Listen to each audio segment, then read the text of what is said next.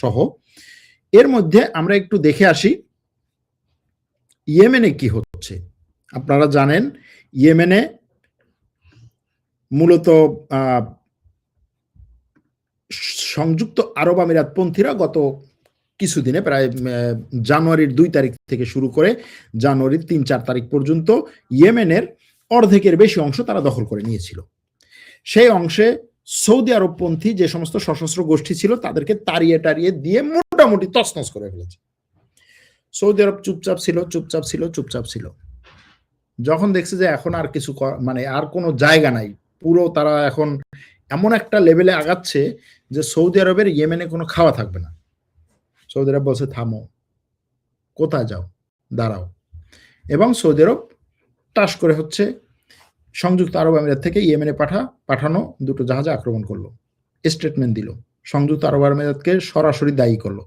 সংযুক্ত আরব আমিরাত বললো আমি এটার মধ্যে নাই, এখানে কোনো কিছুই করি না, সৌদি আরবের সাথে সমঝোতায় আসতে চাই। সৌদি আরব বললো কোনো সমঝোতা নাই, তোমার গোষ্ঠীকে এখান থেকে বের করে দাও। 24 ঘন্টার আলটিমেটাম দেওয়া হলো। তারা বললো না 24 ঘন্টার আলটিমেটাম এগুলো আমরা মানি না। 8 ঘন্টা পরে এসে বললো যে ঠিক আছে আমি সৈন্য সরিয়ে নিচ্ছি, যারা আছে সব সরিয়ে নিচ্ছি। 3 দিনের মধ্যে পুরো ওই সংযুক্ত আরব আমিরাত পন্থীরা এবং সংযুক্ত আরব আমিরাতের যে সৈন্য ছিল তারা সবাই বেরিয়ে গেল। ওই জায়গাগুলো পুরোটাই সৌদি আরব পন্থীদের দখলে চলে গেল। এই সংযুক্ত আরব আমিরাত পন্থীদের যে প্রধান এসটিসি যেটাকে বলা হয় সাউদার্ন ট্রানজিশনাল কাউন্সিল, সেটার প্রধান সে এই ইয়েমেন থেকে পালিয়ে গেল ইয়েমেনের একটা দ্বীপে, ইয়েমেন থেকে পালিয়ে গেল ইয়েমেনের একটা দ্বীপে, যে দ্বীপটা সংযুক্ত আরব আমিরাত দখল করে রেখেছিল। সেই দ্বীপ থেকে সে শেষ পর্যন্ত পালিয়ে গেল সোমালিল্যান্ডে, সেখান থেকে সে চলে আসলো সংযুক্ত আরব আমিরাতে। অর্থাৎ মাত্র 7 দিনের মধ্যে ইয়েমেনকে পুরোপুরি সংযুক্ত আরব আমিরাত মুক্ত করলো। এখন প্রশ্ন হচ্ছে ইয়েমেন থেকে সংযুক্ত আরব আমিরাত বা সংযুক্ত আরব আমিরাত পন্থীরা এত দ্রুত সরে গেল কেন? এটা কি তাদের কৌশলের অংশ নাকি আসলে সৌদির কাছে তাদের আত্মসমর্পণ? দেখুন, সৌদি আরবকে এখানে বিশেষ করে মধ্যপ্রাচ্যে ছোট করে দেখার কোনো সুযোগ নেই। সৌদি আরবকে সবসময় বলা হয় মধ্যপ্রাচ্যের বড় ভাই। এই বড় ভাইয়ের কতগুলো টুলস আছে তার হাতে। টুলসগুলোর একটা হচ্ছে সে এই ছোট ছোট দেশগুলোতে চাইলে অনেক সময় রাষ্ট্রের মধ্যে কু করাতে পারে, এরকম পাওয়ার তার আছে। এরকম পাওয়ার তার কি একা না, আমেরিকাকে নিয়ে এরকম পাওয়ার আছে। এবং এই অঞ্চলে কাতার, কুয়েত, বাহরাইন, সংযুক্ত আরব আমিরাত, এই অঞ্চলে সৌদি আরবপন্থী রাজতন্ত্রের মধ্যে বা হচ্ছে সরকারের কি বলে রাজ পরিবারের মধ্যে সৌদি আরবপন্থী লোকজন থাকে।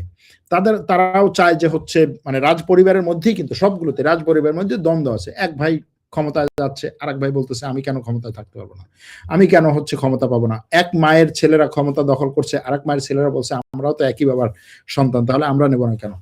সংযুক্ত আরব আমিরাতের মনে করেন এখন আবুধাবির যে প্রধান, সে পুরো সংযুক্ত আরব আমিরাতের ক্ষমতায় আছে।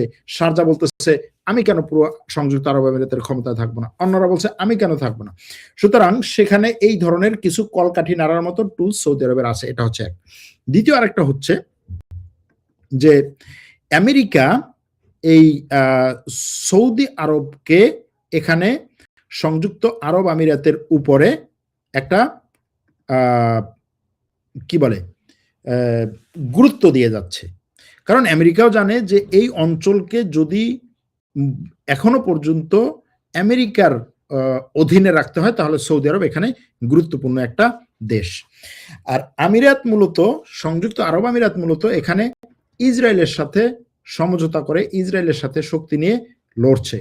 এখন এখানে ইসরায়েল এবং আমেরিকা মুখোমুখি হওয়ার মতো একটা পরিস্থিতি, যদিও ইসরায়েল আমেরিকা মুখোমুখি হবে না, যে কারণে ট্রাম্পের নির্দেশে, আমার কাছে যেটা মনে হয় ট্রাম্পের নির্দেশে ইসরায়েলকে দিয়ে সংযুক্ত আরব আমিরাতকে কিছুটা এখনো পর্যন্ত লাগাম টেনে ধরা হয়েছে। কিন্তু এটা সংযুক্ত আরব আমিরাতের একটা কৌশলগত পদক্ষেপ, কৌশলগত পিছনে সরে যাওয়া, এবং পরবর্তীতে সংযুক্ত আরব আমিরাত তার কাজ থেকে বা তার যে পরিকল্পনা সেটা থেকে পিছনে সরবে না।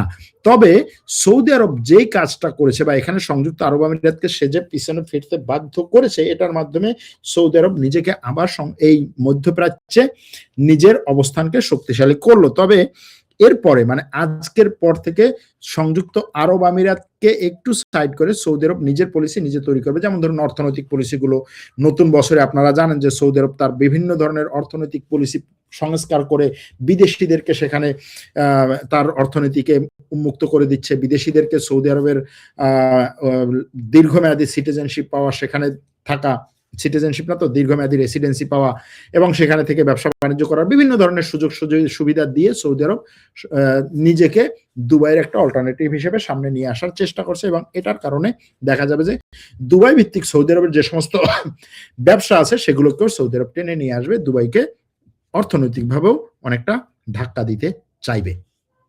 গেল এটা। এর বাইরে আমেরিকার রাষ্ট্রপতি সে বলছে যে আমি 2027 সালে অর্থাৎ আগামী বছরের জন্য আমেরিকার প্রতিরক্ষা বাজেটকে $1.5 ট্রিলিয়ন হিসেবে সে চাইছে। $1.5 ট্রিলিয়ন।